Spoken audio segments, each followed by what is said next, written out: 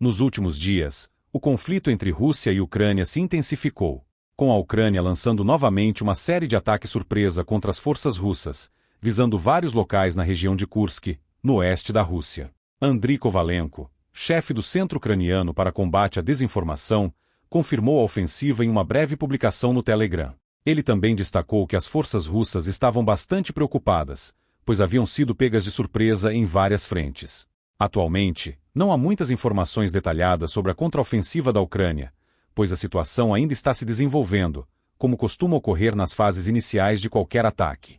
No entanto, o que sabemos é que, em 5 de janeiro, o Ministério da Defesa da Rússia reconheceu a ofensiva e informou que o ataque começou por volta das 9 horas, horário de Moscou.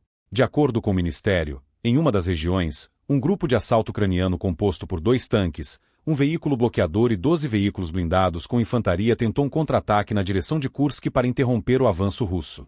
O grupo avançou ao longo de um eixo crítico da linha de frente, visando interromper as rotas de suprimento russas e enfraquecer sua presença na região. Além disso, as forças ucranianas teriam avançado com velocidade surpreendente, pretendendo posições russas e avançando em direção à pequena cidade russa de Bolsha Soldotsk. O Ministério Russo alegou que as forças russas repeliram com sucesso o ataque próximo à aldeia de Berdin, um assentamento estrategicamente localizado a cerca de 15 quilômetros da fronteira ucraniano-russa. Portanto, atualmente existem 2 versões muito diferentes sobre o que aconteceu durante este ataque surpresa. De um lado, o Ministério da Defesa da Rússia afirma que neutralizou completamente as unidades ucranianas, considerando uma vitória clara. Por outro lado, blogueiros militares russos estão contando uma história diferente, admitindo que a Ucrânia conseguiu alguns sucessos táticos, principalmente porque pegou as forças russas desprevenidas com um elemento surpresa, e as operações para repelir os avanços ucranianos ainda estavam em andamento. Da mesma forma, outro blog associado ao grupo de forças do norte da Rússia relatou que as tropas ucranianas estão atacando em pequenos grupos móveis usando veículos blindados. O blog afirmou que a artilharia russa estava atacando ativamente esses grupos enquanto batalhas de armas pequenas continuavam na área. A situação foi descrita como fluida, com ambos os lados ainda envolvidos em intensos confrontos. Essas versões conflitantes deixam claro que a Rússia está tentando esconder o verdadeiro impacto dos ataques. E honestamente, já não faz sentido alguém chamar a Rússia de superpotência. Porque, como eu disse, se esses ataques se confirmarem com a Ucrânia, uma nação sem capacidades nucleares, conseguir tomar dezenas ou até centenas de quilômetros de território russo novamente, isso seria um embaraço histórico para Vladimir Putin. A pior parte é o fato de que a Rússia deveria ter previsto isso. Mas antes de continuar, por favor, aperte o botão de curtir abaixo, pois isso nos ajuda imensamente a produzir vídeos e trazer novas atualizações sobre guerras. Agora, esse ataque ofensivo já era esperado há muito tempo. E sabe de uma coisa? Quase todos previram isso, exceto a Rússia, porque faltam apenas alguns dias para Donald Trump assumir o cargo, em 20 de janeiro, e uma de suas grandes promessas foi acabar com essa guerra no primeiro dia. Por isso, especialistas militares previram que a Ucrânia poderia tomar medidas ousadas para conquistar território valioso na Rússia e usá-lo como uma moeda de troca durante as negociações de paz. Isso faz sentido, porque agora, ninguém sabe realmente como será a política externa de Trump. As declarações iniciais de Trump sugeriram que ele priorizaria negociações de paz, possivelmente à custa do apoio militar contínuo à Ucrânia. Trump também questionou abertamente a escala da ajuda militar dos Estados Unidos para Kiev, chegando a sugerir uma redução para forçar ambos os lados a chegarem à mesa de negociações.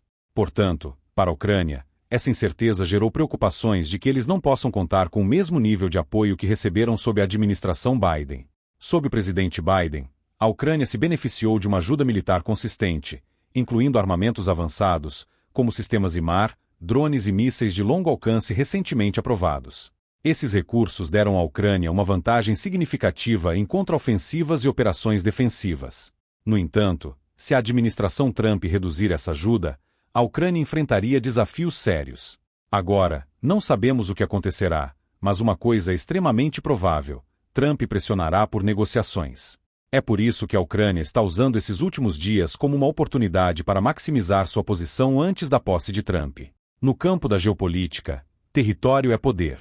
Então, se a Ucrânia conseguir recuperar ou garantir mais terras antes das negociações, estará em uma posição mais forte em qualquer mesa de paz. Essa urgência é ainda mais intensificada pelo fato de que, no momento, a Rússia está em uma posição muito mais fraca do que estava há um ano.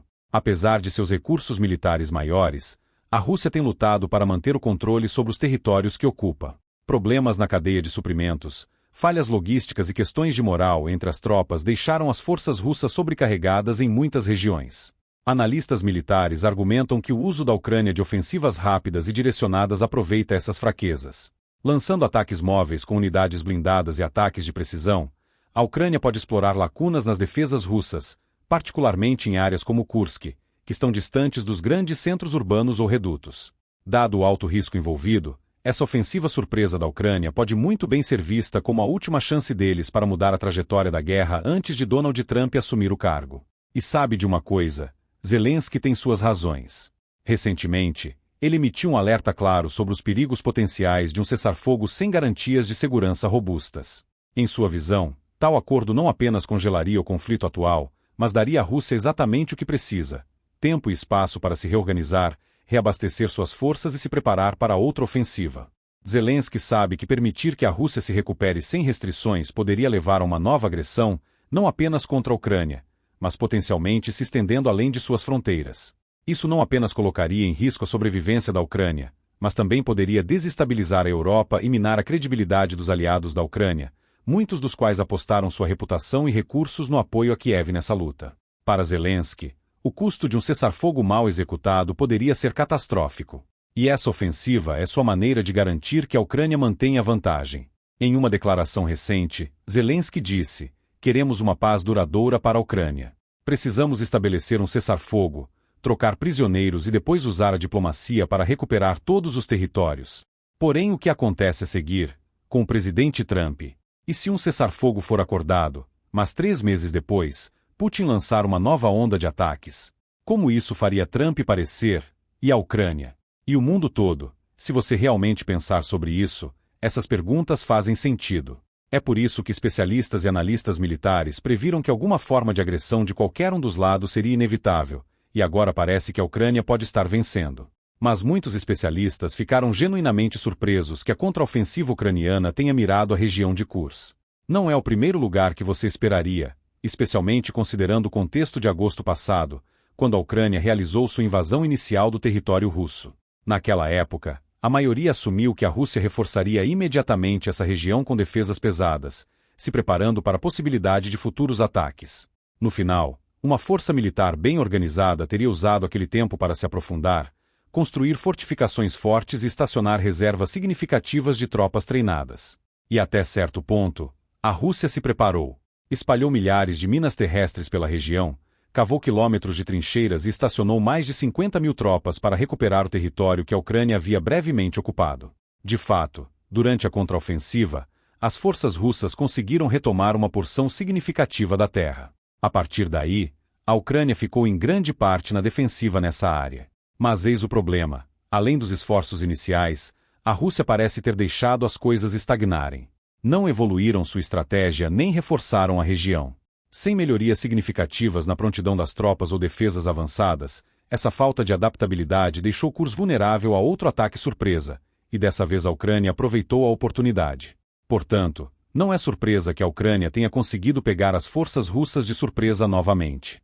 Apesar da presença de tropas russas, ficou claro que números sozinhos não garantem uma defesa forte. As táticas de precisão, mobilidade e capacidade de adaptação da Ucrânia nas condições de batalha superam de longe o que a Rússia trouxe para a mesa. Relatos já surgem indicando que a Ucrânia está avançando mais no território russo e, se o passado for indicativo, eles provavelmente consolidarão esses ganhos nos próximos dias. Isso ocorre porque a estratégia militar da Ucrânia é metódica e eficaz. Agora, eles conseguem facilmente repelir as primeiras ondas de ataques com escudos humanos da Rússia. Afinal, a Rússia tem feito isso há 3 anos. Putin provavelmente acha que lançar milhares de soldados despreparados compraria tempo, na esperança de retardar os avanços da Ucrânia. Mas essa estratégia tem se mostrado mais uma tática de adiamento temporário do que uma defesa sustentável. Então, uma vez que a Ucrânia resista a essas primeiras ondas, seu foco muda para neutralizar os ativos russos de alto valor. Posições de artilharia, tanques e depósitos de suprimentos são alvos de ataques de precisão. Depois de desativar esses sistemas críticos, as forças ucranianas avançam, repetindo o processo e desgastando gradualmente as defesas russas. Nesse ponto é onde as minas terrestres e trincheiras da Rússia deveriam ter entrado em ação e dificultado os avanços da Ucrânia. Mas mesmo essas se mostraram menos obstáculos, pois durante este ataque surpresa, a Ucrânia se preparou e trouxe veículos de desminagem e outros equipamentos com eles. Uma vez que essas barreiras foram removidas, as unidades móveis da Ucrânia se moveram rapidamente para explorar pontos fracos nas linhas russas. Isso nos traz de volta a uma questão importante. Será que a Ucrânia tem o suficiente em termos de força de trabalho para sustentar essas operações e manter os territórios que reconquistar? Porque, realisticamente, se a Ucrânia consegue realizar ataques profundos no território russo, nada impediria a Rússia de tentar incursões semelhantes em regiões ocupadas pela Ucrânia. A resposta a essa pergunta é sim. A Ucrânia tem pessoal suficiente para tanto atacar a Rússia quanto defender suas fronteiras, pois, ao longo do último ano, a Ucrânia transformou significativamente suas forças armadas, tornando-se a maior da Europa, com 980 mil militares. Durante uma entrevista com Lex Fridman em 6 de janeiro, Zelensky informou que, após a Ucrânia, a França ocupa o segundo lugar, com cerca de 200 mil militares em suas forças armadas. Esse crescimento e expansão não se referem apenas a números, mas principalmente à preparação.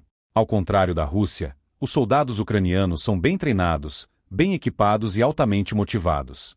A Ucrânia sabe que não pode contar totalmente com os Estados Unidos, a Europa ou qualquer outra nação para lutar por ela. Por isso, está se preparando para o pior e para ter uma chance caso esse conflito piore ainda mais.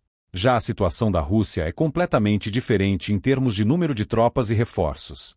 Sua estratégia parece depender da magnitude de sua força militar, independentemente do custo. Há apenas alguns dias, Zelensky relatou que as forças russas e norte-coreanas perderam até 1 batalhão de soldados de infantaria em apenas 2 dias durante as batalhas em Kursk. Para colocar isso em perspectiva, um batalhão russo geralmente conta com 800 a 1.000 soldados. Isso representa um número enorme de baixas em um período tão curto. Para a maioria dos exércitos, perder tantas tropas em apenas 2 dias seria devastador, mas para Putin, parece ser algo de pouca preocupação. E esse padrão de ataques com ondas humanas tem sido consistente ao longo da guerra. Para piorar a situação, Zelensky também informou que a Rússia já perdeu mais de 38 mil soldados apenas na região de Kursk, no sul da Rússia. Para quem ainda não sabe, vale a pena dar um contexto sobre o que aconteceu durante a primeira invasão de Kursk Oblast.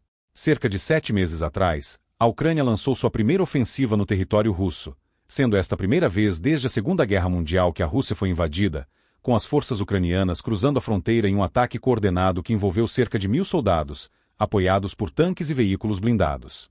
Até aquele momento, Kursk havia sido uma região relativamente estável em comparação com áreas mais contestadas como Donetsk ou Luz, enquanto a Rússia passou meses fortificando a região de Kursk com trincheiras, bunkers e campos minados. No entanto, não estabeleceu uma força de resposta ágil. Em vez disso, suas defesas dependiam fortemente de posições estáticas defendidas por conscritos mal treinados.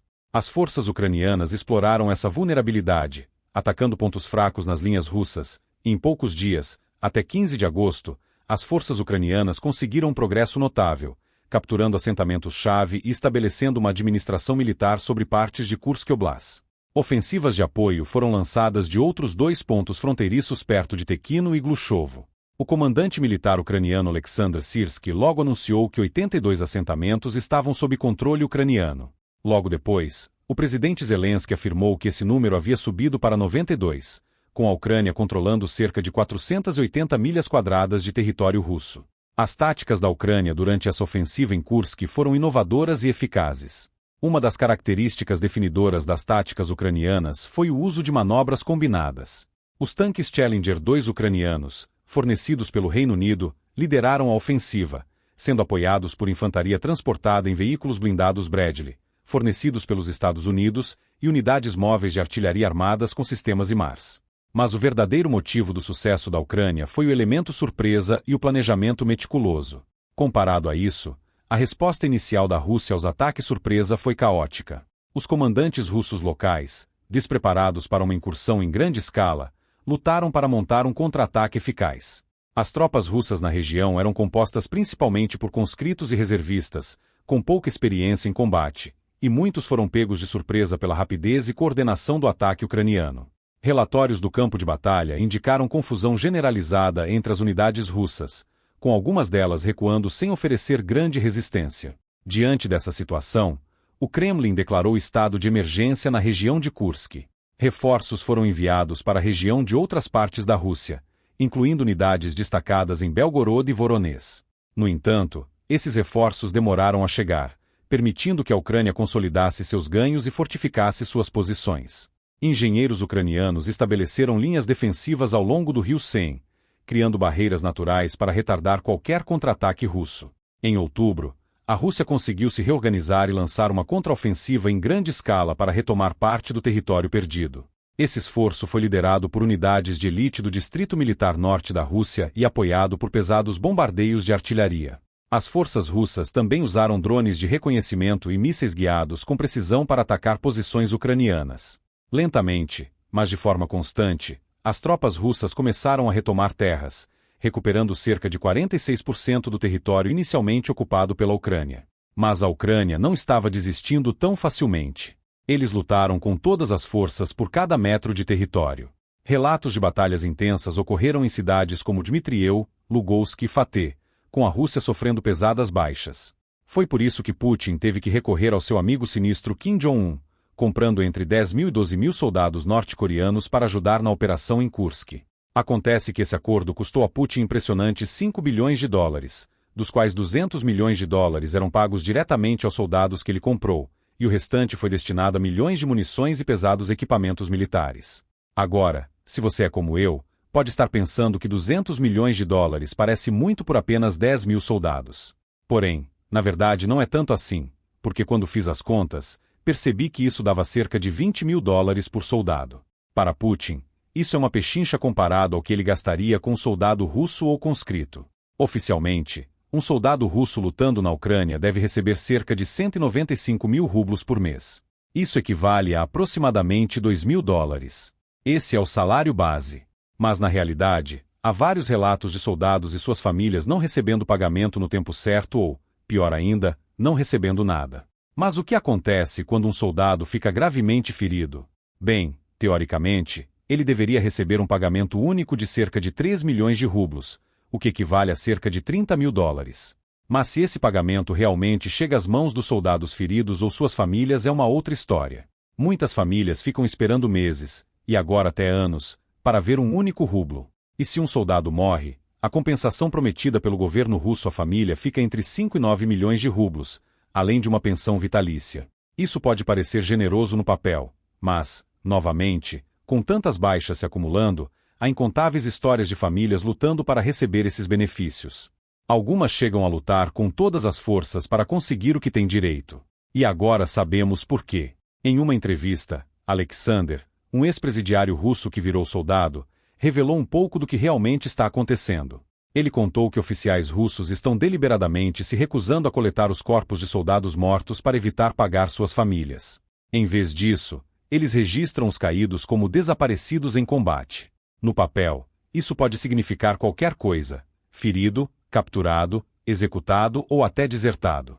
Para as famílias, essa é uma etiqueta devastadora porque lhes nega qualquer compensação pela morte do ente querido. Elas ficam em um limbo burocrático sem fechamento ou apoio financeiro. Comparado a esse caos, contratar tropas norte-coreanas deve parecer um alívio para Putin. Sem papelada bagunçada, sem protestos, sem repercussões políticas. Além disso, elas são uma pechincha para ele, pois custam uma fração do que custam os soldados russos e não exigem pensões ou benefícios vitalícios. Mas parece que o karma está alcançando Putin. Porque, até agora, o envio de soldados norte-coreanos fez pouco para fortalecer a posição da Rússia no campo de batalha. Em vez disso, esses soldados acabaram servindo de escudo humano e levando tiros. Relatos estimam que mais de 3.000 soldados norte-coreanos ficaram gravemente feridos, com centenas mortos em combate. Já se passaram quase 7 meses desde que os combates na região de Kursk se intensificaram, e as perdas do lado russo são impressionantes. Estima-se que a Rússia tenha perdido entre 38.000 e 50.000 soldados apenas nessa área, uma mistura de conscritos russos, soldados profissionais e os infelizes reforços norte-coreanos. Embora os combates atuais em Kursk tenham sido intensos, ainda há muita incerteza sobre a escala e o progresso da ofensiva atual da Ucrânia. Ambos os lados estão mantendo informações em segredo. Com a propaganda e os relatos fragmentados obscurecendo a verdade, os observadores estão tentando juntar as peças, mas o quadro geral continua incerto. A questão é que a decisão da Ucrânia de atacar Kursk novamente ainda surpreende muitos especialistas. Porque, como já mencionei, não era escolha óbvia. Regiões como Donetsk, Sumy, Kharkiv e Zaporizhia têm sido focos de conflito por anos. Tornando-as alvos mais prováveis para um avanço significativo da Ucrânia, essas áreas são estrategicamente vitais, com rotas de abastecimento-chave, centros industriais e posições fortemente fortificadas. Kursk, por outro lado, embora importante, não era vista como a frente mais crítica. Então por que a Ucrânia escolheu concentrar seus esforços aqui? Uma teoria é que o ataque a Kursk faz parte de uma estratégia mais ampla para distrair e desorientar as forças russas. Ao lançar uma ofensiva agressiva em Kursk, a Ucrânia pode estar tentando desviar tropas e recursos russos de outras regiões críticas. Se a Rússia retirar tropas de Donetsk ou Zaporizhia para reforçar Kursk, isso pode deixar essas áreas vulneráveis a futuros ataques ucranianos. Esse tipo de tática de isca e troca já foi usado pela Ucrânia antes e pode dar à Ucrânia uma oportunidade única de avançar centenas de quilômetros novamente no território russo. Por enquanto, está claro que ambos os lados, Rússia e Ucrânia, estão despejando recursos significativos na luta, com a Rússia tentando desesperadamente manter a região e a Ucrânia pressionando para conquistar mais. Os próximos dias e semanas provavelmente serão os mais caóticos do conflito, e ao final teremos que esperar ansiosamente para ver qual será a abordagem de Trump para a guerra.